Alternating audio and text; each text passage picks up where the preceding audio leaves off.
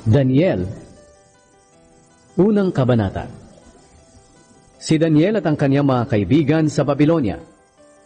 Nang ikatlong taon ng paghahari ni Jehoiakim sa Huda, sinalakay ni Haring Nebukadnezar ng Babylonia at ng kanyang mga kawal ang Jerusalem. Binihag niya si Haring Jehoiakim ayon sa kalooban ng Panginoon. Kinuha niya ang ilang mga kagamitan sa templo ng Diyos at dinala sa Babylonia. Inilagay niya ang mga ito sa taguan ng kayamanan doon sa templo ng kaniyang Diyos. Nagutos si Haring Nebukadnezar kay Aspenaz na pinuno ng mga tauhan niya na pumili sa mga bihag na Israelita ng ilang kabataang mula sa angkan ng mga hari at angkan ng mararangal na pamilya. Kinakailangan na ang mga ito ay gwapo, malusog, matalino, mabilis kumilos at madaling turuan para maging karapat-dapat maglingkod sa hari. Inutusan din niya si Aspenaz na turuan sila ng wika at mga panitikan ng mga taga-Babylonia. Iniutos din ang hari na mula sa kanyang sariling pagkain at inumin ang ibibigay sa kanila araw-araw. At pagkatapos ng 3 taong pagsasanay, maglilingkod na sila sa kanya. Kabilang sa mga napili ay sina Daniel, Hanania, Mishael at Azaria na pawang mula sa lahi ni Huda. Pinalitan ni Aspenaz ang kanilang mga pangalan. Si Daniel ay pinangalan ng Belteshazzar. Si Hanania ay Shadrach, si Mishael ay Meshach, at si Azaria ay Abednego. Pero ipinasya ni Daniel na hindi siya kakain ng pagkain ng hari o iinom ng kanyang inumin para hindi siya marumihan. Kaya nakiusap siya kay Aspenaz na huwag siyang bigyan ng pagkain at inuming iyon.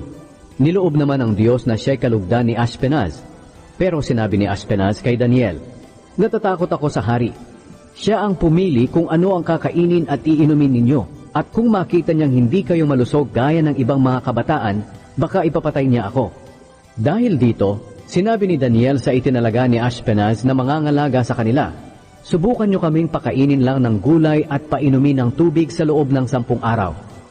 Pagkatapos, ihambing ninyo kami sa mga kabataang kumakain ng pagkain ng hari at tingnan ninyo kung ano ang magiging resulta. At bahala na kayo kung ano ang gagawin ninyo sa amin." Pumayag naman ito at sinubukan nga sila sa loob ng 10 araw.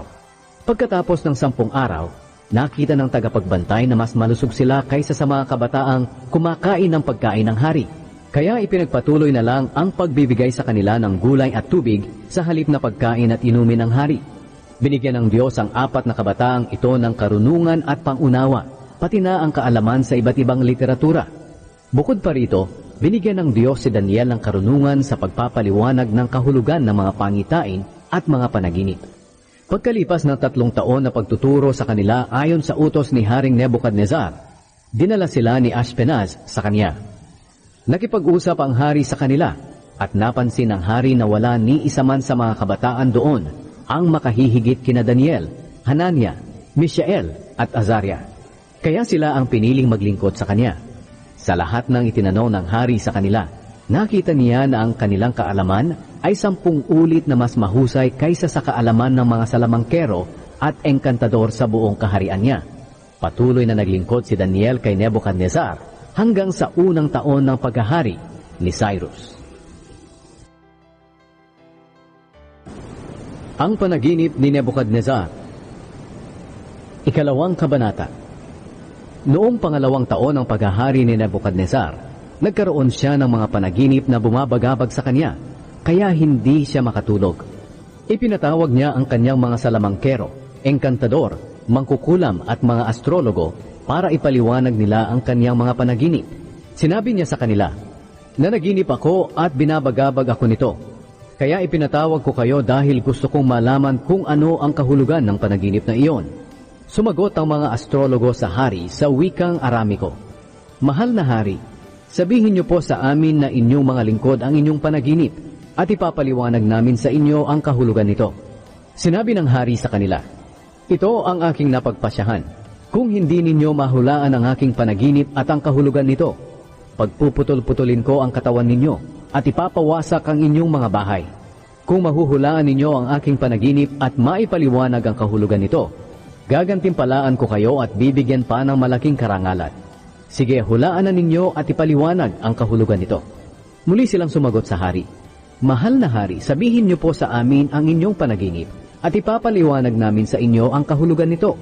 Sinabi ng hari, "Alam kong pinahahaba lang ninyo ang oras dahil alam ninyong gagawin ko ang sinabi ko sa inyo.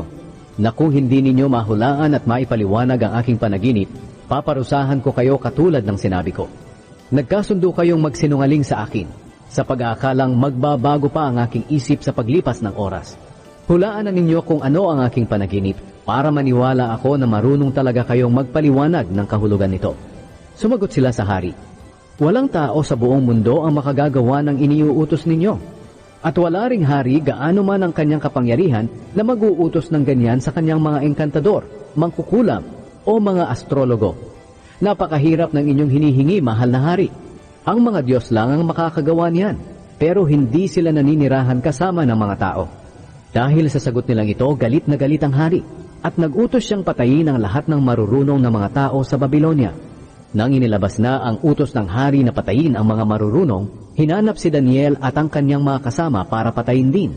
Kaya nakipag-usap si Daniel kay Ariok, na kapitan ng mga tagapagbantay ng hari, na siyang inutusan na patayin ang mga marurunong sa Babylonia.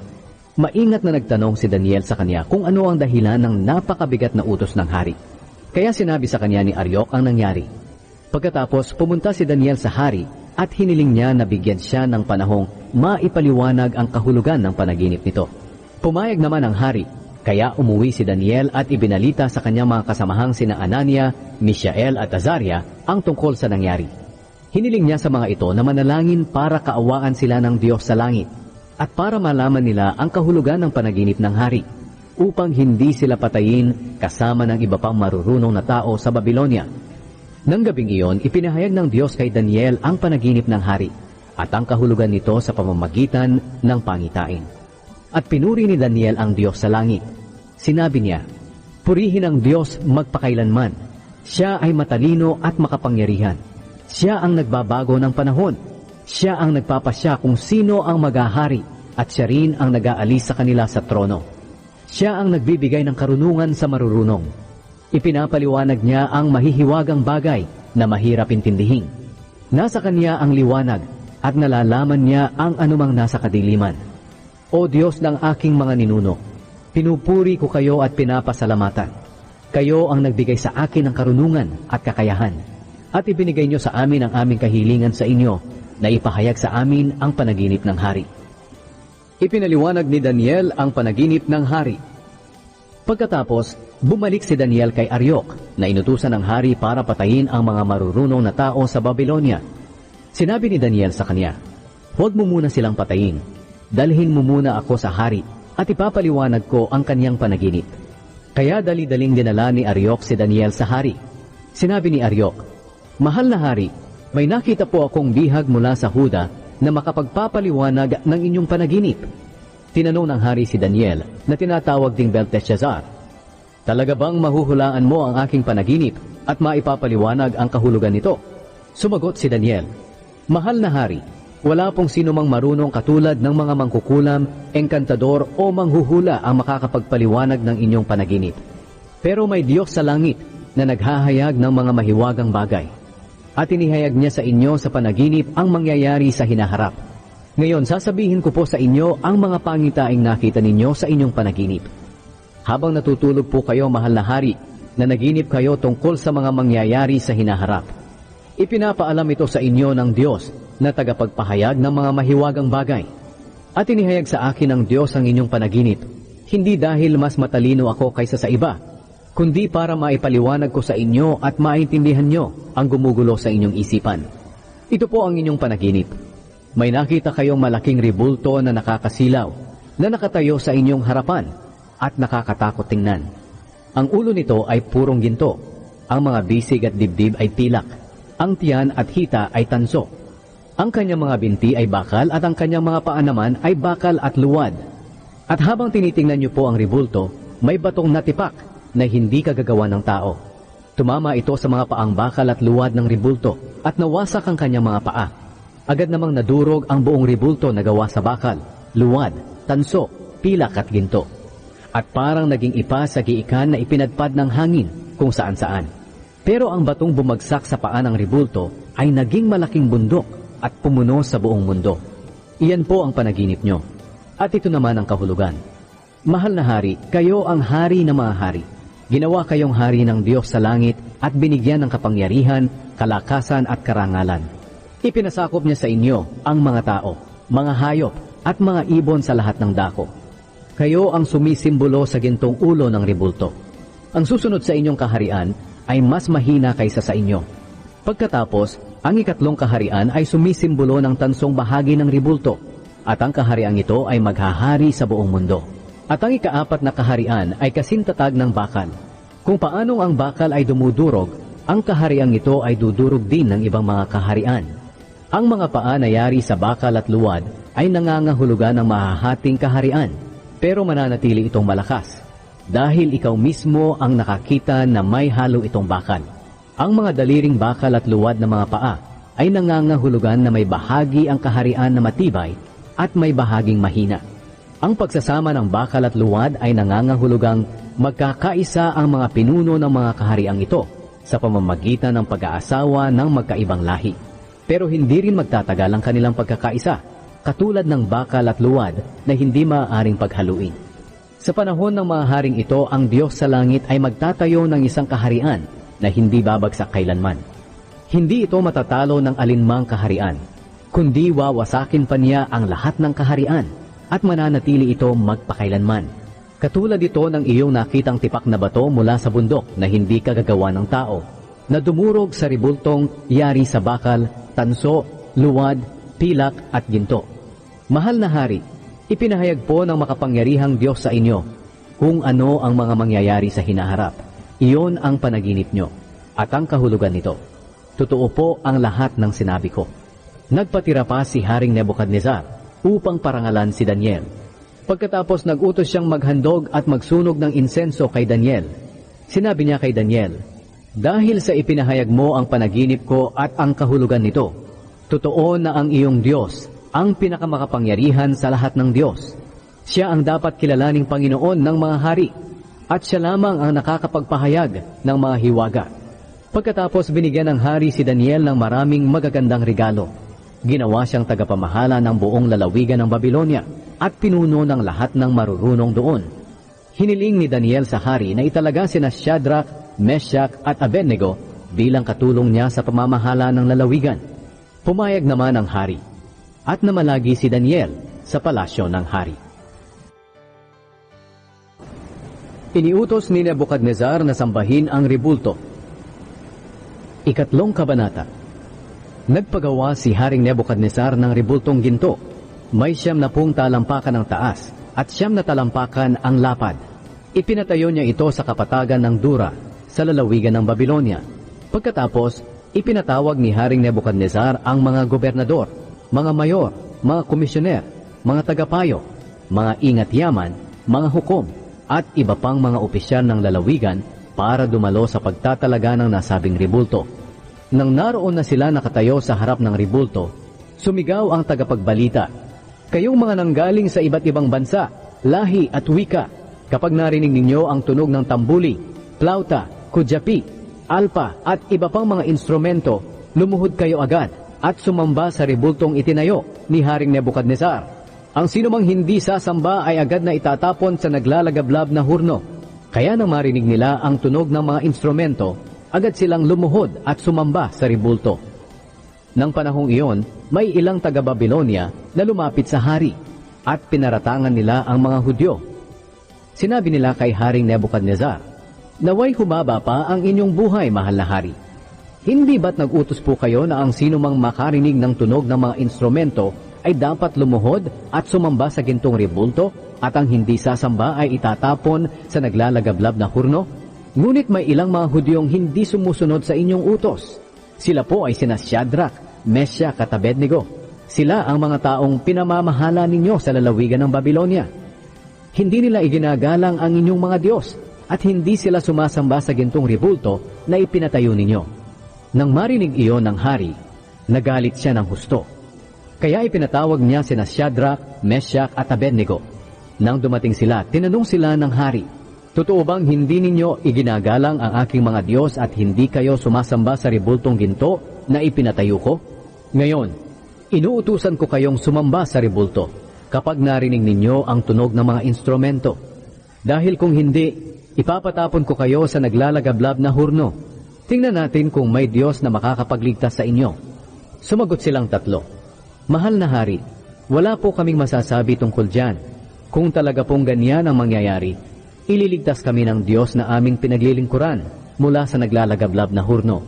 Ililigtas niya kami mula sa inyong mga kamay.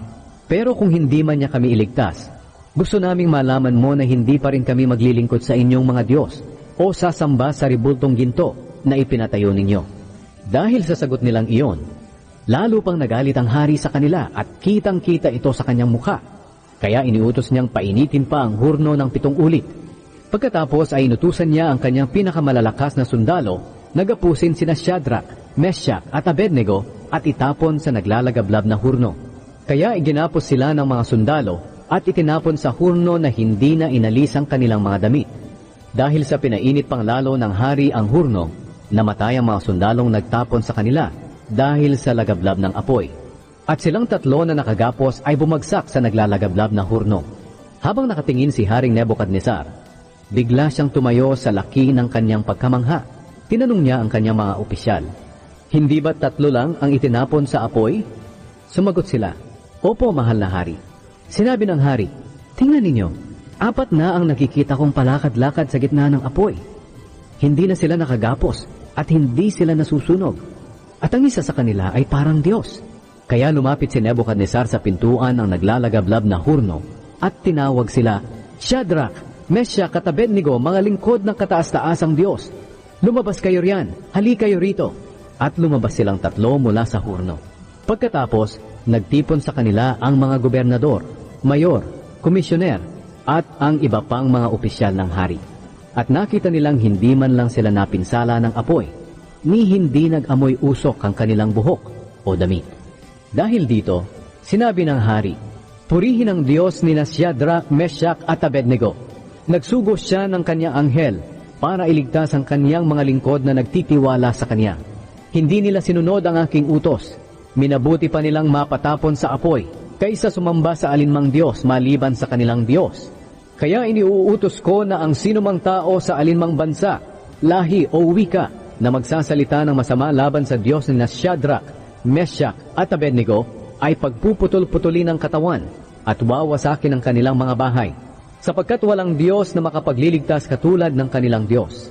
At binigyan ng hari sina Shadrach, Meshach at Abednego ng mas mataas pang tungkulin sa lalawigan ng Babylonia.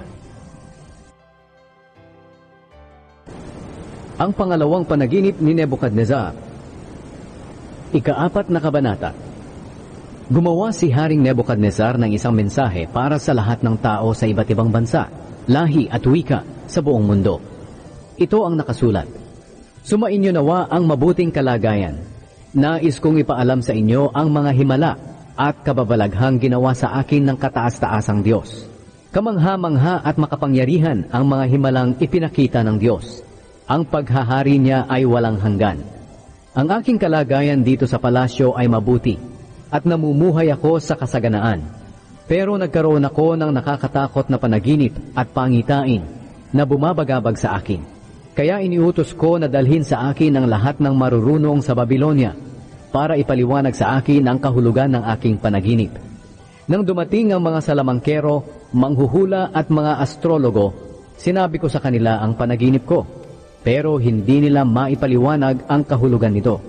Nang bandang huli, lumapit sa akin si Daniel. Pinangalanan siyang Belteshazzar na pangalan din ng aking Diyos. Nasa kanya ang espiritu ng banal na mga Diyos. Isinalaysay ko sa kanya ang aking panaginip. Sinabi ko, "Belteshazzar, pinuno ng mga salamangkero, alam kong nasa iyo ang espiritu ng mga Diyos at nauunawaan mo agad ang kahulugan ng mga hiwaga. Sabihin mo sa akin ang kahulugan ng mga pangitaing nakita ko sa aking panaginip." Ito ang mga pangitaing nakita ko habang natutulog ako. Nakita ko ang isang napakataas na punong kahoy sa gitna ng mundo. Lumaki at tumaas ito hanggang sa langit, kaya kitang-kita ito kahit saang bahagi ng mundo. Mayabong ang kanyang mga dahon, at marami ang kanyang bunga na maaaring kainin ng lahat. Ang mga hayop ay sumisilong dito at ang mga ibon ay namumugad sa kanyang mga sanga, at dito kumukuha ng pagkain ang lahat ng nilalang. Nakita ko rin sa panaginip ang isang anghel na bumaba mula sa langit. Sumigaw siya, "Putulin ninyo ang punong kahoy na iyan, at ang mga sanga nito. Alisin ang mga dahon nito at itapon ang mga bunga. Bugawin ninyo ang mga hayop na sumisilong at ang mga ibon na namumugad sa mga sanga nito. Pero hayaan ninyo ang tuod sa gitna ng kaparangan para maging talian ng bakal at tanso. Ang taong sinisimbolo ng punong iyon ay laging mababasa ng hamog at kakain ng damo kasama ng mga hayop. Sa loob ng 7 taon ay mawawala siya sa katinuan at magiging isip hayop. Ito ang hatol na sinabi ng anghel para malaman ng lahat na ang kataas-taasang Diyos ang siyang may kapangyarihan sa kaharian ng mga tao. At maaari niyang ipasakop ang mga ito kahit kanino niya gustuhin, kahit nasa pinakaabang tao. Ito ang panaginip ko, Belteshazzar. Sabihin mo sa akin ang kahulugan nito, dahil wala ni isa man sa mga marunong sa aking kaharian ang makapagpaliwanag sa akin ng kahulugan nito. Pero maipapaliwanag mo ito, sapagkat nasa iyo ang espiritu ng mga Diyos. Ipinaliwanag ni Daniel ang kahulugan ng panaginip. Nabagabag at natakot si Daniel na tinatawag ding Belteshazzar nang marinig niya ito. Kaya sinabi sa kanya ng hari, Belteshazzar, huwag kang mabagabag sa panaginip ko at sa kahulugan nito. Sumagot si Belteshazzar, Mahal na hari, sana ang inyong panaginip at ang kahulugan nito ay sa inyong mga kaaway mangyari at hindi sa inyo. Ang napanaginipan ninyong punong kahoy na lumaki at tumaas hanggang langit na kitang-kita sa buong mundo na may mayayabong na dahon at maraming bunga na maaaring kainin ng lahat. Sinisilungan ng mga hayop at pinamumugaran ng mga ibon ang mga sanga ay walang iba kundi kayo, mahal na hari. Sapagkat kayo po ay naging makapangyarihan. Ang kapangyarihan nyo ay abot hanggang langit. At ang inyong nasasakupan ay umabot sa iba't ibang dako ng mundo. Sinabi pa ni Daniel, Nakita nyo rin, mahal na hari, ang isang anghel na bumaba mula sa langit na sumisigaw, Putulin ninyo ang punong kahoy pero hayaan ninyo ang tuod nito sa lupa na natatalian ng bakal at tanso. Hayaang mabasa ng hamog at kakain kasama ng mga hayop sa gubat sa loob ng 7 taon. Mahal na hari, ito po ang ibig sabihin ng pangitaing niloob ng kataas-taasan na Diyos na mangyari sa inyo. Itataboy kayo at ilalayo sa mga tao at maninirahan kayong kasama ng mga hayop sa gubat. Kakain kayo ng damo tulad ng baka at palagi kayong mababasa ng hamog. Pagkatapos ng 7 taon, kikilalanin nyo ang kataas-taasang Diyos na siyang may kapangyarihan sa mga kaharian ng mga tao at maaari niyang ipasakop ang mga ito kahit kanino niya gustuhin. Tungkol naman po sa sinabi ng anghel na hayaan lang ang tuod, ang ibig sabihin noon ay ibabalik sa inyo ang kaharian nyo kung kikilalanin nyo na ang Diyos ang siyang naghahari sa lahat. Kaya mahal na hari, pakinggan nyo po ang payo ko. Tigilan nyo na po ang inyong kasamaan.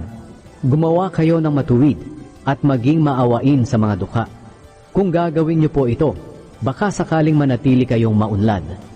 Ang lahat ng ito'y nangyari sa buhay ni Haring Nebukadnezar.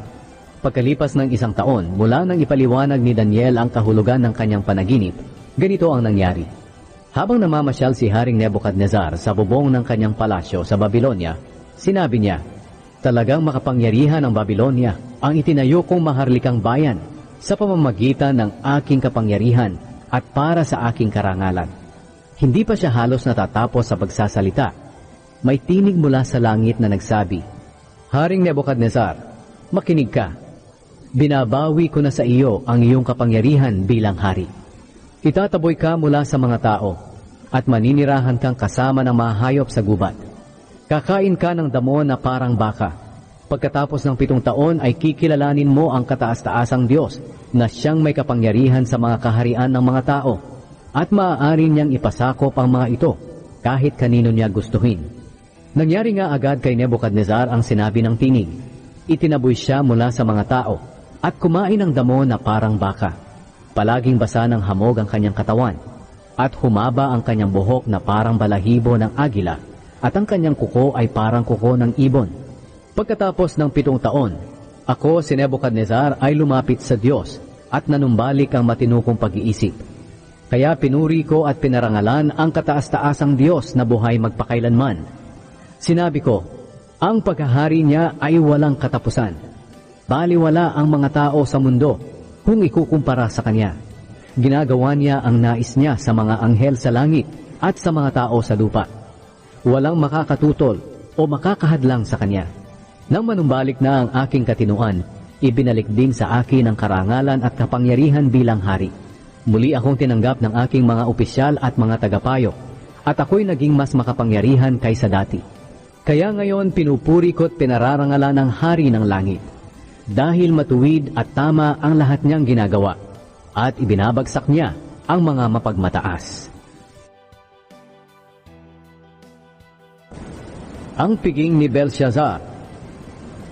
Ikalimang kabanata. Noong si Belshazzar ang hari ng Babylonia, naghanda siya ng malaking piging para sa kanyang 1,000 marangal na mga bisita. Habang nagiinuman sila, ipinakuha ni Belshazzar ang mga tasang ginto at pilak na kinuha ng ama niyang si Nebuchadnezzar sa templo ng Diyos sa Jerusalem. Ipinakuha niya ang mga ito para gamitin nila ng kanyang mga marangal na mga bisita, ng kanyang mga asawa, at ng iba pa niyang mga asawang alipin. Nang madala na sa kanya ang mga tasa, ginamit nila ito para inuman. At habang sila'y nagiinuman, pinupuri nila ang kanilang mga Diyos na gawa sa ginto, pilak, tanso, bakal, kahoy at bato. Walang ano-ano'y may nakitang kamay ang hari na sumusulat sa pader ng palasyo malapit sa ilawan. Dahil dito nanginig at namutla ang hari sa tindi ng takot. Kaya sumigaw siya na ipatawag ang marurunong sa Babylonia, ang mga salamangkero, mga astrologo at mga manghuhula. Nang dumating sila, sinabi niya sa kanila, ang sinumang makabasa ng nakasulat na iyan at makapagpaliwanag ng kahulugan, ay bibihisan ko ng maharlikang damit at pasusuotan ko ng gintong kwintas. At siya'y magiging pangatlong pinakamataas na pinuno sa aking kaharian. Lumapit ang mga marurunong upang basahin ang nakasulat sa pader. Pero hindi nila kayang basahin o maipaliwanag sa hari ang kahulugan nito. Kaya lalong natakot at namutla si Haring Belshazzar. Litong-lito naman ang isip ng kanyang marangal na mga bisita. Nang marinig ng reyna ang kanilang pagkakagulo, lumapit siya sa kanila at sinabi, mabuhay ang mahal na hari.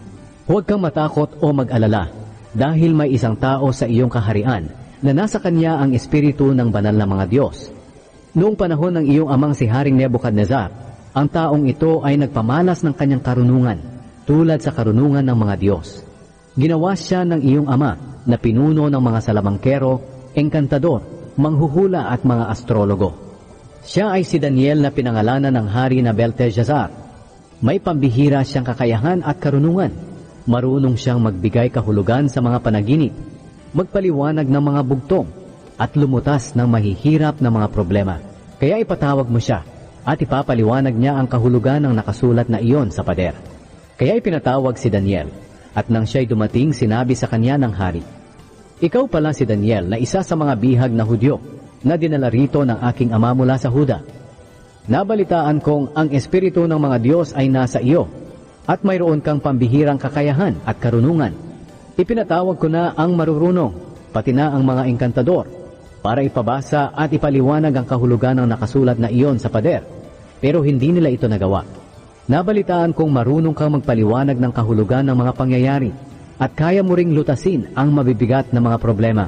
Kung mababasa mo at maipapaliwanag ang kahulugan ng nakasulat na iyan, pabibihisan kita ng maharlikang damit at pasusuotan ng gintong kwintas. At gagawin kitang pangatlong pinakamataas na pinuno sa aking kaharian. Sumagot si Daniel, mahal na hari, huwag na po ninyo akong bigyan ng regalo. Ibigay nyo na lamang sa iba. Pero babasahin ko pa rin para sa inyo ang nakasulat sa pader at ipapaliwanag ko ang kahulugan nito.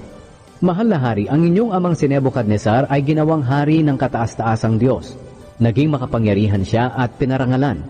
Dahil sa kapangyarihang ibinigay ng Diyos sa kanya, ang mga tao sa iba't ibang bansa, lahi at wika ay natakot sa kanya. Nagagawa niyang patayin ang sinumang gusto niyang patayin at nagagawa rin niyang huwag patayin ang gusto niyang huwag patayin. Itinataas niya sa tungkulin ang gusto niyang itaas at ibinababa niya sa tungkulin ang gusto niyang ibaba. Pero siya ay naging mayabang at nagmataas, kaya pinaalis siya sa kanyang tungkulin bilang hari at itinaboy mula sa mga tao. Naging isip hayop siya. Tumira siya kasama ng mga asnong gubat at kumain ng damo na parang baka. Palaging basa ng hamog ang kanyang katawan. Ganoon ang kanyang kalagayan hanggang kilalanin niya na ang kataas-taasang Diyos ang siyang may kapangyarihan sa mga kaharian ng mga tao, at maaari niyang ipasakop ang mga ito kahit kanino niya gustuhin. At ikaw, Haring Belshazzar, na anak niya, kahit na alam mo ang lahat ng ito, hindi ka pa rin nagpakumbaba. Sa halip itinuring mong mas mataas ka kaysa sa Panginoon. Ipinakuha mo ang mga tasang mula sa templo ng Diyos at ginamit ninyong inuman ng iyong marangal na mga bisita, mga asawa at iba pang mga asawang alipin. Maliban diyan, sumamba ka pa sa mga Diyos-Diyos ang gawa sa pilak, ginto, tanso, bakal, kahoy at bato. Ito'y mga Diyos na hindi nakakakita, hindi nakakarinig, at hindi nakakaunawa. Ngunit hindi mo man lang pinuri ang Diyos na siyang may hawak ng iyong buhay at nakakaalam ng iyong landas na dadaanan. Kaya ipinadala niya ang kamay na iyon para isulat ang mga katagang ito. Mene, Mene, Tekel, Parsin. Ang ibig sabihin nito, ang Mene ay nangangahulugan na bilang na ng Diyos ang natitirang araw ng paghahari mo dahil wawakasan na niya ito. Ang Tekel ay nangangahulugan na tinimbang ka ng Diyos at napatunayang ikaw ay nagkulang. Ang Parsin ay nangangahulugan na ang kaharian mo'y mahahati at ibibigay sa Media at Persya. Pagkatapos magsalita ni Daniel, iniutos ni Haring Belshazzar na bihisan si Daniel ng maharlikang damit at suotan ng gintong kwintas. At ipinahayag ng hari na siya ay magiging pangatlong pinakamataas na pinuno sa kaharian ng Babylonia. Nang gabi ring iyon, pinatay si Belshazzar na hari ng mga taga-Babylonia at si Darius na taga-Media ang pumalit sa kanya na noon ay 62 taong gulang na. Inihulog si Daniel sa kulungan ng mga leon. Ika-6 na kabanata. Pumili si Haring Darius ng 120 gobernador para mamahala sa kanyang buong kaharian. Ang mga gobernador na ito ay nasa ilalim ng pamamahala ng 3 administrador at isa sa kanila ay si Daniel. Ginawa ito para hindi mahirapan sa pamamahala ang hari. Si Daniel ang natatangi sa kanilang lahat dahil sa kanyang pambihirang kakayahan. Kaya binalak ng hari na siya ang gawing tagapamahala ng buong kaharian. Dahil dito, ang 2 pang kasama niyang administrador at mga gobernador ay naghanap ng kamalian sa pamamahala ni Daniel para paratangan siya. Pero wala silang makita dahil si Daniel ay tapat sa kanyang tungkulin at maaasahan. Kaya sinabi nila, wala tayong maipaparatang sa kanya, maliban kung hahanap tayo ng kasalanan na may kaugnayan sa kautusan ng kanyang Diyos. Kaya pumunta sila sa hari at sinabi, mahal na hari, kaming mga administrador, mayor, gobernador, tagapayo at mga komisyoner ng inyong kaharian ay nagkasundong hilingin sa inyo na gumawa ng kautusan na sa loob ng 30 araw ay walang mananalangin sa sinumang Diyos o tao maliban sa inyo. At dapat itong sundin dahil ang sinumang susuway sa utos na ito ay itatapon sa kulungan ng mga leon. Kaya mahal na hari, magpalabas na po kayo ng ganoong kautusan. Ipasulat niyo po at lagdaan para hindi na mabago o mapawalang bisa ayon sa kautusan ng ating kahariang Media at Persya. Pumayag si Haring Darius, kaya nilagdaan niya ang kautusang iyon. Nang malaman ni Daniel na lumagda ang hari, umuwi siya at pumunta sa kanyang silid na nasa itaas na bahagi ng bahay, kung saan nakabukas ang bintana na nakaharap sa Jerusalem. Doon lumuhod siya, nanalangin at nagpasalamat sa kanyang Diyos 3 beses sa isang araw, ayon sa kanyang nakaugalian. Pero sinusubaybayan pala siya ng mga opisyal na kumakalaban sa kanya, at nakita nila siyang nananalangin at nagpupuri sa kanyang Diyos. Kaya pumunta sila sa hari at sinabi ang paglabag ni Daniel sa kautusan. Sinabi nila sa hari, mahal na hari, hindi ba't lumagda kayo ng kautusan na sa loob ng 30 araw ay walang mananalangin sa alinmang Diyos o tao maliban sa inyo? At ang sino mang lumabag sa kautusang iyon ay ihuhulog sa kulungan ng mga leon? Sumagot ang hari, totoo iyon, at hindi na iyon mababago o mapapawalang bisa ayon sa kautusan ng ating kahariang Media at Persya. Sinabi nila sa hari, si Daniel na isa sa mga bihag mula sa Huda ay hindi sumusunod sa inyong utos. Nananalangin siya sa kanyang Diyos ng 3 beses sa isang araw. Nang marinig ito ng hari, nabalisa siya ng sobra. Nais niyang tulungan si Daniel, kaya buong maghapon siyang nag-isip at naghanap ng paraan para mailigtas si Daniel.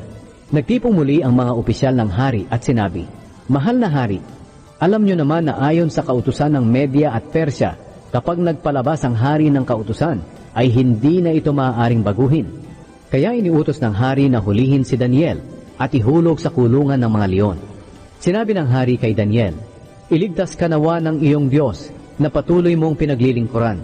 Pagkatapos sinakpan ng isang malaking bato ang kulungan na pinaghulugan kay Daniel at tinatakan ng singsing ng hari at ng singsing ng mga marangal sa kaharian para walang sino mang magbubukas nito. Pagkatapos ay umuwi si Haring Darius sa palasyo niya. Hindi siya kumain ng gabing iyon at hindi rin humiling na siya ay aliwing at hindi siya makatulog. Kinaumagahan, nagbubukang liwayway pa lamang ay nagmamadaling pumunta ang hari sa kulungan ng mga leon. Pagdating niya roon, malungkot siyang tumawag, "Daniel, lingkod ng buhay na Diyos, iniligtas ka ba sa mga leon ng iyong Diyos na patuloy mong pinaglilingkuran?" Sumagot si Daniel, "Mahal na hari, hindi ako sinaktan ng mga leon dahil nagpadala ang Diyos ng kanyang mga anghel para itikom ang mga bibig ng mga leon. Ginawa ito ng Diyos dahil alam niyang matuwid ang aking buhay at wala akong ginawang kasalanan sa inyo." Nang marinig iyon ng hari, nagalak siya at nagutos na kunin si Daniel sa kulungan. Nang nakuha na si Daniel, wala silang nakitang kahit galos man lamang sa kanyang katawan dahil nagtiwala siya sa Diyos. Nagutos ang hari na ang lahat ng nagparatang kay Daniel ay hulihin at ihulog sa kulungan ng mga leon, pati ang kanilang asawa at mga anak. Hindi pa sila nakakarating sa ilalim ng kulungan, agad silang sinakmal ng mga leon at nilapa. Pagkatapos ay sumulat si Haring Darius sa lahat ng tao sa iba't ibang bansa, lahi at wika sa mundo. Ito ang nakasulat, "Naway nasa mabuti kayong kalagayan. Iniuutos ko sa lahat ng tao na nasasakupan ng aking kaharian na matakot at gumalang sa Diyos ni Daniel, sapagkat siya ang buhay na Diyos at nabubuhay magpakailanman. Ang paghahari niya ay walang hanggan at walang makakapagbagsak nito. Nagliligtas siya at gumagawa ng mga himala at kababalaghan sa langit at dito sa lupa. Iniligtas niya si Daniel mula sa mga leon. Naging maunlad ang buhay ni Daniel sa panahon ng paghahari ni Darius at sa panahon ng paghahari ni Cyrus na taga-Persya." Ang panaginip ni Daniel tungkol sa 4 na hayop. Ikapitong kabanata. Noong unang taon ng paghahari ni Belshazzar sa Babylonia, nagkaroon ng mga pangitain si Daniel sa kanyang panaginip. Ito ang panaginip na kanyang isinulat. "Isang gabi may nakita akong pangitain ng isang malawak na dagat na hinahampas ng malakas na hangin mula sa 4 na direksyon. Mula sa dagat ay biglang lumitaw ang 4 na magkakaibang hayop. Ang unang hayop ay parang leon, pero may pakpak ng agila. Kitang-kita kong pinutol ang kanyang pakpak. Pinatayo siya na parang tao at binigyan ng kaisipang tulad ng sa tao. Ang pangalawang hayop ay parang oso. Nakatayo siya sa 2 hulihang paa at may kagat siyang 3 tadyang. May tinig na nagsabi sa kanya, 'Sige, magpakasawa ka sa karne.' Ang pangatlong hayop ay parang leopardo. Mayroon itong 4 na pakpak sa likod at may 4 na ulo. Binigyan siya ng kapangyarihan upang mamahala. Nang gabi ring iyon, nakita ko sa aking pangitain ang ika-4 na hayop. Nakakatakot itong tingnan at napakalakas. Sa pamamagitan ng kanyang malalaking ngiping bakal, sinasakmal niya at niluluray ang kanyang mga biktima. At kapag may natitira pa, ay tinatapak-tapakan niya. Kakaiba ito sa 3 hayop at 10 ang kanyang sungay. Habang tinitingnan ko ang mga sungay, nakita kong tumubo ang munting sungay at nabunot ang 3 sungay. Ang sungay na ito ay may mata na tulad ng tao at may bibig na nagsasalita ng kayabangan. Pagkatapos ay nakita kong may mga tronong inilagay at umupo sa kanyang trono ang Diyos na nabubuhay magpakailanman. Nakakasilaw ang kanyang damit at buhok dahil sa kaputian. Nagliliyab ang kanyang tronong may mga gulong. At mula sa kanya ay umaagos ang apoy. Milyon-milyon ang mga naglilingkod sa kanya. Handa na siyang humatol, kaya binuksan ang mga aklat.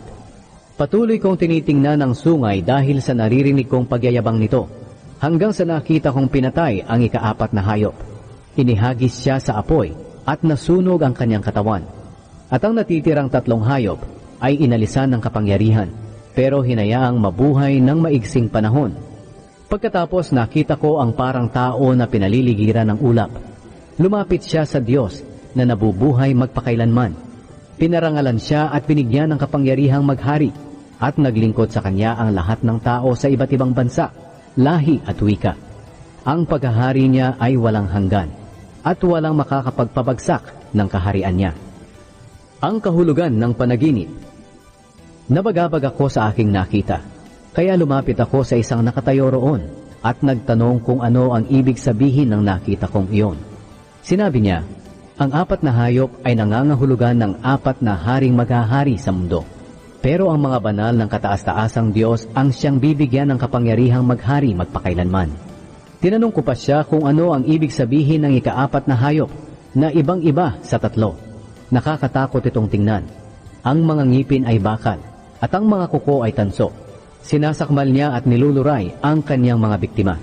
At kung may matitira ay kanyang tinatapak-tapakan. Tinanong ko rin siya kung ano ang kahulugan ng 10 sungay ng ika-4 na hayop at ng isa pang sungay na tumubo at nagtanggal ng 3 sungay.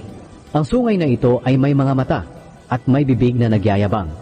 At kung titingnan ay mas makapangyarihan siya kaysa sa ibang sungay. Nakita kong ang sungay na ito ay nakikipaglaban sa mga banal ng Diyos at nananalo siya. Pagkatapos, dumating ang nabubuhay magpakailanman, ang kataas-taasang Diyos, at humatol panig sa kaniyang mga banal. At dumating ang panahon ng paghahari ng mga banal. Narito ang kaniyang paliwanag sa akin. Ang ika-4 na hayop ay ang ika-4 na kaharian dito sa mundo, nakakaiba kaysa sa ibang kaharian. Lulusubin ito at wawasakin ang buong mundo. Ang 10 sungay ay ang 10 hari na maghahari sa kahariang iyon. Papalit sa kanila ang isang hari na iba kaysa sa kanila at ibabagsak niya ang 3 hari. Magsasalita siya laban sa kataas-taasang Diyos at uusigin niya ang mga banal ng Diyos. Sisikapin niyang baguhin ang mga pista at kautusan. Ipapasakop sa kanya ang mga banal ng Diyos sa loob ng 3.5 taon. Pero hahatulan siya, kukunin ang kanyang kapangyarihan at lilipulin ng lubos. At pagkatapos ay ibibigay sa banal na mga mamamayan ng kataas-taasang Diyos ang pamamahala at kapangyarihan sa mga kaharian ng buong mundo. Kaya maghahari sila magpakailanman at ang lahat ng kaharian ay magpapasakop sa kanila. Iyon ang panaginip ko. Nabagabag ako at namutla sa takot. Pero hindi ko ito sinabi kahit kanino. Ang pangitain ni Daniel tungkol sa tupa at kambing. Ika-8 kabanata. Nang 3 taon ang paghahari ni Belshazzar, muli akong nagkaroon ng pangitain. Sa pangitain ko, nakita kong nakatayo ako sa pampang ng ilog ng Ulay, sa napapadirang lungsod ng Susa, sa lalawigan ng Elam. May nakita akong barahong tupa na nakatayo sa tabi ng ilog. Mayroon itong 2 mahahabang sungay, pero mas mahaba ang isang sungay nito kaysa sa isa, kahit na huli itong tumubo. Nakita kong nanunuwag ito, kahit saan mang lugar. Walang ibang hayop na makapigil sa kanya, at wala ring makatakas sa kanya. Nagagawa niya ang gusto niyang gawin, kaya naging makapangyarihan siya. Habang ito'y tinitingnan ko, biglang dumating ang isang kambing mula sa kanluran. Umikot ito sa buong mundo, na hindi sumasayad ang paa sa lupa sa sobrang bilis. Mayroon siyang kakaibang sungay sa gitna ng kanyang mga mata. Sinugod niya ng buong lakas ang tupang may 2 sungay na nakita kong nakatayo sa pampang ng ilog. Sa matinding galit, hindi niya tinigilan ng pagsuwag ang tupa hanggang sa naputol ang 2 sungay nito. Hindi na makalaban ang tupa, kaya nabuwal ito at tinapak-tapakan ng kambing. Walang sumaklolo sa kanya. Naging makapangyarihan pa ang kambing. Pero nang nasa sukdulan na ang kapangyarihan niya, nabali ang kanyang sungay.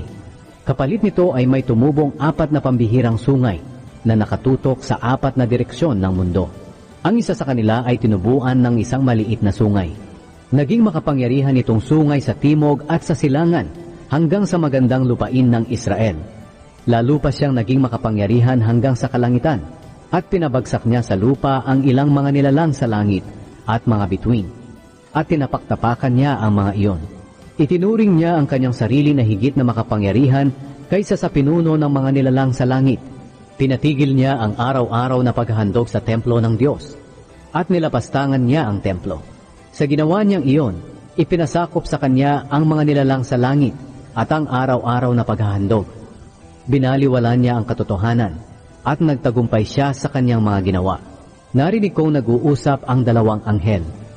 Ang isang anghel ay nagtatanong sa isa, hanggang kailan kaya tatagal ang mga pangyayaring ito na nasa pangitain? Ang pagpapatigil sa araw-araw na paghahandog, ang paglapastangan sa templo na magiging dahilan para pabayaan ito, at ang pagyurak sa mga nilalang sa langit. Sumagot ang isa, ito'y mangyayari sa loob ng 2,300 umaga at hapon, at pagkatapos ay lilinisin ang templo. Ipinaliwanag ni Gabriel ang kahulugan ng pangitain. Habang nakatingin ako sa pangitaing iyon at nag-iisip kung ano ang kahulugan noon, biglang tumayo sa harap ko ang parang tao.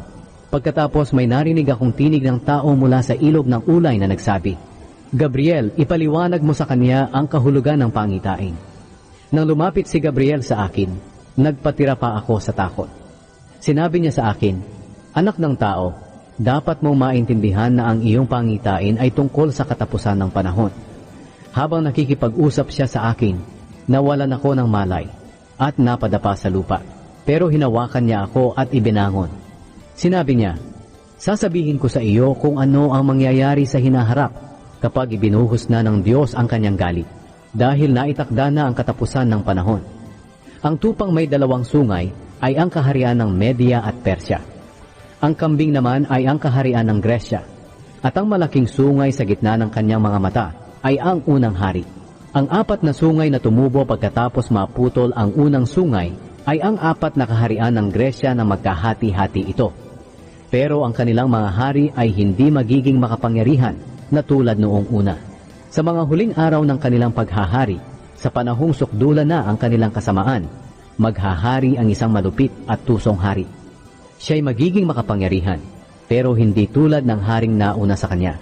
Magtataka ang mga tao sa gagawin niyang panlilipol, at magtatagumpay siya sa anumang gagawin niya. Lilipulin niya ang mga makapangyarihang tao at ang mga hinirang na mga mamamayan ng Diyos. Dahil sa kanyang kakayahan, magtatagumpay siya sa kanyang pandaraya. Ipagmamalakin niya ang kanyang sarili, at maraming tao ang kanyang papatayin ng walang anumang babala. Lalabanan niya pati ang pinuno ng mga pinuno. Pero lilipulin siya hindi sa kapangyarihan ng tao, kundi sa kapangyarihan ng Diyos. Ang pangitaing nakita mo tungkol sa pagpapatigil ng pang-umaga at panghapon na paghahandog ay totoo. Pero huwag mo munang ihayag ito, dahil matatagalan pa bago ito maganap. Pagkatapos noon, akong si Daniel ay nanghina at nagkasakit ng ilang araw. Nang gumaling ako, bumalik ako sa trabaho na ibinigay sa akin ng hari. Pero patuloy ko pa rin iniisip ang pangitaing iyon na hindi ko lubos na maunawaan. Nanalangin si Daniel para sa mga Israelita. Ika-9 na kabanata. Si Darius na taga-Media na anak ni Ahasuerus, ang hari noon sa buong Babylonia. Noong unang taon ng paghahari niya, nalaman ko sa mga kasulatan na mananatiling giba ang Jerusalem sa loob ng 70 taon. Ayon sa sinabi ng Panginoon kay Propeta Jeremias. Dahil dito lumapit ako sa Panginoong Diyos at nanalangin. Nag-ayuno ako, nagdamit ng sako, at naglagay ng abo sa ulo. Nanalangin ako sa Panginoon na aking Diyos at humingi ng tawad para sa aming mga kasalanan. Panginoon, kayo ay makapangyarihan at kahangahangang Diyos. Tapat po kayo sa pagtupad ng inyong pangako na mamahalin niyo ang mga nagmamahal sa inyo at sumusunod sa inyong mga utos. Nagkasala kami sa inyo. Gumawa kami ng kasamaan at sumuway sa inyong mga utos at tuntunin. Hindi kami nakinig sa inyong mga lingkod na propeta na inutusan niyong makipag-usap sa aming hari, mga pinuno, matatanda at sa lahat ng taga-Israel. Panginoon, matuwid po kayo, pero kami ay kahiya-hiya pa rin hanggang ngayon.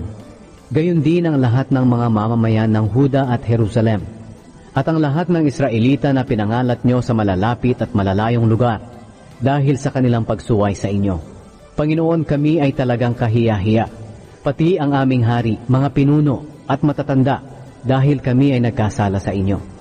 Pero maawain pa rin kayo, Panginoon naming Diyos, at mapagpatawad kahit na sumuway kami sa inyo. Hindi kami sumunod sa inyo dahil hindi namin sinunod ang mga utos na ibinigay ninyo sa amin sa pamamagitan ng inyong mga lingkod na propeta. Ang lahat ng Israelita ay sumuway sa inyong kautusan. Ayaw nilang sundin ang mga sinabi ninyo. At dahil sa aming pagkakasala, dumating sa amin ang sumpa na nakasulat sa kautusan ni Moises na inyong lingkod. Tinupad po ninyo ang inyong sinabi laban sa amin at sa aming mga pinuno na kami ay inyong parurusahan ng matindi. Kaya ang nangyari sa Jerusalem ay walang katulad sa buong mundo. Dumating sa amin ang parusang ito ayon sa nasusulat sa kautusan ni Moises. Pero sa kabila nito, hindi namin sinikap na malugod kayo sa amin sa pamamagitan ng pagtalikod sa aming mga kasalanan at ang pagkilala sa inyong katotohanan. Kaya handa kayong parusahan kami at ginawa nyo nga dahil palagi kayong tama sa inyong mga ginagawa. Pero hindi pa rin kami sumunod sa inyo. Panginoon naming Diyos, ipinakita nyo ang inyong kapangyarihan noong pinalaya ninyo ang inyong mga mamamayan sa Ehipto. At dahil dito ay naging tanyag kayo hanggang ngayon. Inaamin namin na kami ay nagkasala at gumawa ng kasamaan. Kaya Panginoon, ayon sa inyong ginagawang matuwid, nakikiusap ako na alisin nyo na ang inyong galit sa Jerusalem, ang inyong lungsod at banal na bundok. Dahil sa aming kasalanan at sa kasalanan ng aming mga ninuno, hinamak kami at ang Jerusalem ng mga taong nakapaligid sa amin. Kaya ngayon, O Diyos, pakinggan niyo ang aking panalangin at pagsamo. Alang-alang sa inyong pangalan, muli niyong itayo ang inyong templong nagiba at napabayaan. O Diyos, pakinggan niyo ako. Tingnan niyo ang nakakaawa naming kalagayan at ang wasak niyong bayan, kung saan kinikilala ang inyong pangalan. Hindi kami dumadalangin sa dahilang kami ay matuwid, kundi dahil sa alam naming kayo ay mahabagin. Panginoon, dinggin niyo po kami at patawarin. Tulungan niyo po kami agad, alang-alang sa inyong pangalan, dahil kayo ay kinikilalang Diyos sa inyong bayan at ng inyong mga mamamayan. Ipinaliwanag ni Gabriel ang kahulugan ng pangitain. Patuloy akong nananalangin at sinasabi ang aking kasalanan at ang kasalanan ng aking mga kababayang Israelita. Nagmakaawa ako sa Panginoon kong Diyos, alang-alang sa kanyang banal na bundok. At habang nananalangin ako, mabilis na lumipad papunta sa akin si Gabriel, na nakita ko noon sa aking pangitain. Oras iyon ng panghapong paghahandog. Pinaunawa niya sa akin at sinabi, Daniel, naparito ako para ipaliwanag sa iyo ang tungkol sa pangitain. Sa simula pa lamang ng iyong panalangin ay may ipinahayag na ang Diyos, kung kaya't ako'y pumarito para sabihin sa iyo, dahil mahal ka ng Diyos. Kaya makinig ka, at unawain ang sasabihin ko sa iyo. 470 taon ang itinakda ng Diyos sa banal na lungsod at sa mga kababayan mo para tigilan nila ang pagre-rebelde sa Diyos, para mapatawad ang kanilang kasalanan, para mapairal ng Diyos ang walang hanggang katuwiran, para matupad ang pangitain at propesiya, at para maihandog na muli ang templo sa Diyos. Dapat mong malaman at maintindihan na mula sa panahong iniutos na muling itayo ang Jerusalem, hanggang sa pagdating ng pinunong hinirang ng Diyos, ay lilipas muna ang 49 na taon. At sa loob ng 434 na taon, ay muling itatayo ang Jerusalem na may mga plaza at tanggulan. Magiging magulo sa panahong iyon. Pagkatapos ng 434 na taon, papatayin ang pinunong hinirang ng Diyos at walang tutulong sa kanya. Darating ang isang hari at sisirain ng mga tauhan niya ang bayan at ang templo. At ayon sa itinakda ng Diyos, ang pagwasak at digmaan ay magpapatuloy hanggang sa katapusan. Ang katapusan ay darating na parang baha. Ang haring iyon ay gagawa ng matibay na kasunduan sa napakaraming tao sa loob ng 7 taon. Pero pagkatapos ng 3 taon at kalahati, patitigilin niya ang mga paghahandog at ilalagay niya ang kasuklam-suklam na bagay na magiging dahilan ng pagpapabaya sa templo. Mananatili ito roon hanggang sa dumating ang katapusan ng hari na itinakda ng Diyos. Ang pangitain ni Daniel sa pampang ng ilog ng Tigris. 10 kabanata. Nang 3 taon ang paghahari ni Cyrus sa Persya, may ipinahayag na mensahe kay Daniel na tinatawag ding Belteshazzar. Totoo ang pahayag at tungkol ito sa malaking digmaan. Naunawaan ni Daniel ang pahayag dahil ipinaliwanag ito sa kanya sa pamamagitan ng isang pangitain. Ganito ang nangyari ayon kay Daniel. Nang panahong iyon, 3 linggo akong nagdalamhati. Hindi ako kumain ng masarap na pagkain, ni tumikim ng karne o uminom ng alak, at hindi rin ako nagpabango ng katawan sa loob ng 3 linggo. Noong 24 na araw ng unang buwan, nakatayo ako sa tabi ng malawak na ilog ng Tigris. May nakita ako doon na parang tao na nakadamit ng telang linen, at may tali sa baywang na puro ginto. Ang katawan niya ay kumikinang na parang mamahaling bato. Ang kanyang mukha ay kumikislap na parang kidlat. At ang kanyang mga mata ay nagliliyab na parang sulo. Ang kanyang mga kamay at mga paa ay kumikinang na parang makinis na tanso, at ang kanyang tinig ay parang ingay ng napakaraming tao.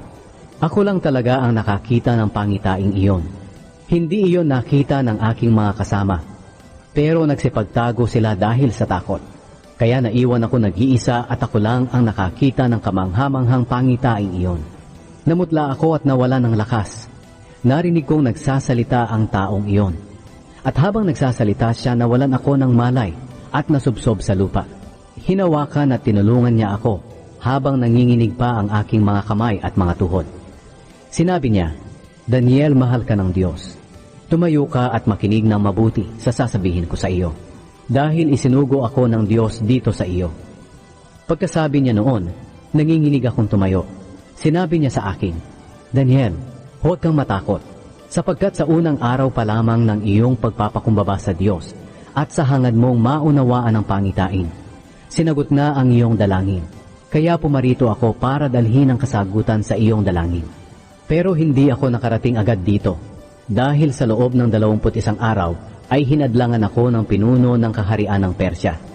Mabuti na lang at tinulungan ako ni Mikael na pinuno ng mga anghel, dahil ako lang ang nakikipaglaban sa pinuno ng Persya. Narito ako ngayon para ipaliwanag sa iyo kung ano ang mangyayari sa iyong mga kababayang Israelita sa hinaharap, dahil ang iyong pangitain ay tungkol sa mga mangyayari sa hinaharap. Habang nagsasalita siya sa akin, napayuko na lang ako at hindi nakapagsalita.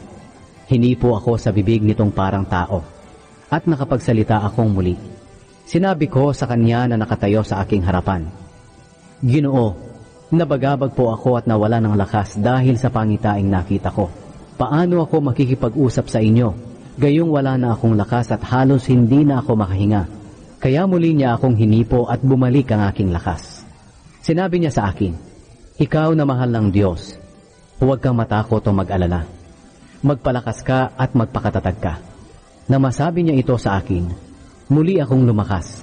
Sinabi ko sa kanya, "Ituloy niyo po ang pagsasalita, dahil pinalakas niyo na ako." Sumagot siya, "Kinakailangang bumalik ako sa pakikipaglaban sa pinuno ng Persya. Pagkatapos darating naman ang pinuno ng Gresya. Pero alam mo ba kung bakit ako pumarito sa iyo? Naparito ako para ipaliwanag sa iyo ang nakasulat sa aklat ng katotohanan. Sa aking pakikipaglaban, walang ibang tumulong sa akin kundi si Mikael lamang, ang pinuno ng Israel." 11 kabanata. Noong unang taon ng paghahari ni Darius na taga-Media, ako ang tumulong at nagtanggol kay Mikael. Ang mga hari ng Hilaga at Timog. Sasabihin ko sa iyo ngayon ang katotohanan. 3 pang hari ang maghahari sa Persya. Ang ika-4 na hari na susunod sa kanila ay mas mayaman pa kaysa sa mga nauna. Sa pamamagitan ng kanyang kayamanan, magiging makapangyarihan siya, at susulsulan niya ang ibang kaharian na makipaglaban sa Gresya. Pagkatapos, isa pang makapangyarihang hari ang darating. Maraming bansa ang kanyang sasakupin at gagawin niya ang gusto niyang gawin. Kapag siya'y naging makapangyarihan na, mawawasak ang kanyang kaharian at mahahati sa 4 na bahagi ng daigdig. Pero hindi ang kanyang mga angkan ang maghahari dito. Ang mga haring papalit sa kanya ay hindi makakapamahala tulad ng kanyang pamamahala. Kukunin ang kanyang kaharian at ibibigay sa iba. Ang hari ng Timog ay magiging makapangyarihan, pero isa sa kanyang mga general ay magiging mas makapangyarihan kaysa sa kanya. At sa bandang huli, ang general na ito ay maghahari rin at magiging makapangyarihan ng kaharian niya. Pagkalipas ng ilang taon, magsasanib ang 2 kahariang ito, dahil ipapaasawa ng hari ng Timog ang anak niyang babae sa hari ng Hilaga. Pero hindi magtatagal ang kapangyarihan ng babae pati ang kapangyarihan ng hari ng Hilaga. Sapagkat sa panahong iyon, papatayin ng babae at ang kanyang asawa at anak, pati ang mga naglilingkod sa kanya. Sa bandang huli, maghahari sa Timog ang kapatid ng babae. Siya ang papalit sa kanyang ama. Lulusubin niya ang mga sundalo ng hari ng Hilaga at papasukin ang napapadirang lungsod nito, at magtatagumpay siya sa labanan. Dadalhin niya pa uwi sa Ehipto ang mga Diyos-Diyosa nila at mga mamahaling ari-arian na yari sa ginto at pilak. Sa loob ng ilang taon, hindi na siya makikipagdigma sa hari ng Hilaga. Pero sa bandang huli, lulusubin siya ng hari sa Hilaga. Pero matatalo ito at babalik sa kanyang bayan. Magtitipon ng maraming sundalo ang mga anak ng hari ng Hilaga para maghanda sa pakikipaglaban. Ang isa sa kanila ay sasalakay na parang bahang hindi mapigilan. Sasalakay siya hanggang sa napapadirang lungsod ng hari ng Timog. At dahil sa galit ng hari ng Timog, lalabanan niya ang hari ng Hilaga at tatalunin niya ang napakaraming sundalo nito. Sa kanyang tagumpay, magmamataas siya at marami pa ang kanyang papatayin, pero hindi magtatagal ang kanyang tagumpay. Sapagkat ang hari ng Hilaga ay muling magtitipon ng mas marami pang sundalo kaysa sa dati.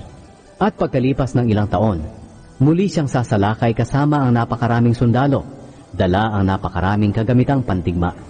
Sa panahong iyon, marami ang maghihimagsik laban sa hari ng Timog. Isa na sa mga ito ang mga kababayan mong Israelita na mapupusok. Gagawin nila ito bilang katuparan ng pangitain, pero matatalo sila. Sasalakayin ng hari ng Hilaga ang isa sa mga napapadirang lungsod sa Timog. Kukubkubin nila ito at papasukin. Walang magagawa ang mga sundalo sa Timog pati na ang kanilang pinakamagaling na mga kawal dahil hindi nila kayang talunin ang kalaban. Kaya gagawin ng hari ng Hilaga ang anumang gusto niyang gawin at walang makapitigil sa kanya. Sasakupin niya ang magandang lupain ng Israel at lubusan itong mapapasailalim sa kanyang kapangyarihan. Talagang determinado ang hari ng Hilaga na salakayin ang kaharian sa Timog ng buong lakas ng kaharian niya. Makikipagkasundo muna siya sa hari ng Timog sa pamamagitan ng pag-aalok ng kanyang anak na maging asawa nito, upang sa pamamagitan nito ay maibagsak niya ang kaharian sa Timog. Pero hindi magtatagumpay ang kanyang layunin, kaya ang mga bayan na lang muna sa tabing dagat ang kanyang lulusubin at marami ang kanyang masasakop. Pero patitigilin ng isang pinuno ang kanyang pagpapahiya sa iba, at siya mismo ang mapapahiya. Kaya uuwi siya sa napapadiran niyang mga bayan, pero matatalo siya, at iyon ang magiging wakas niya. Ang haring papalit sa kanya ay mag-uutos sa isang opisyal na sapilitang maniningil ng buwis para madagdagan ang kayamanan ng kaharian niya. Pero hindi magtatagal ay mamamatay ang haring ito, hindi dahil sa labanan o sa mayroong galit sa kanya. Ang papalit sa kanya bilang hari ay taong hindi kagalang-galang at walang karapatang maging hari. Sa hindi inaasahan ng mga tao, bigla niyang sasakupin ang kaharian sa pamamagitan ng pandaraya. Maraming kalabang sundalo ang kanyang papatayin, pati na ang punong pari. Makikipagkasundo siya sa maraming bansa, pero dadayain niya ang mga ito sa bandang huli.